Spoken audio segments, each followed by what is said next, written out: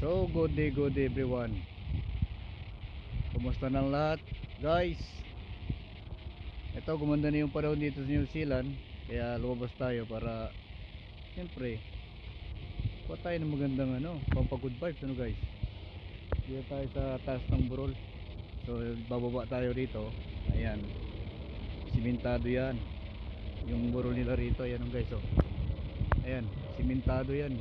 Sinimentado nila para pagpakyat, para hindi dublas yung mga pupunta rito sa park na to. Ayan guys, oh. Ayan, ito nyo naman, oh. Oh, ayan, oh. Ito yung burol na nandito sa may mismong gitna ng park na to. Dito lang to sa may Totara Park, sa may Auckland. Dito lang yan, sa malapit sa Manukau. Yan guys, yan yung park dito, public park.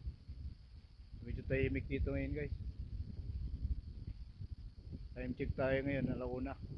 Tahimik pa rin. Wala yung mga nagbabanding dito na may pamilya guys. Yan, ito yung ito yung mismong paikot na ng park na to. So ikutin pa rin natin para makita rin nyo. Ayan, oh. So ayan, nakikita nyo ngayon, may mga puno dyan. Tapos yung nadaanan natin, ayan, ang dinadaan natin, ayan, simentado yung paikot ng na to. Ayan, kasi may burol dyan, oh. Yan sinabi ko sa inyo kanina, may burol dyan. Ayan, yung burol, oh. Pero ang gitna nyan, simentado para sa daanan ng mga tao siguro, para hindi dumulas. Tapos dito sa may likuran natin, yan yung mga puno na bagong tanim. Bago kako kasi medyo maliit pa sila, pine tree yan dito sa New Zealand, idol guys. Ayan, oh. Hindi pa sila naglalakihan. Yan, so meron din diyang mga malalaking puno.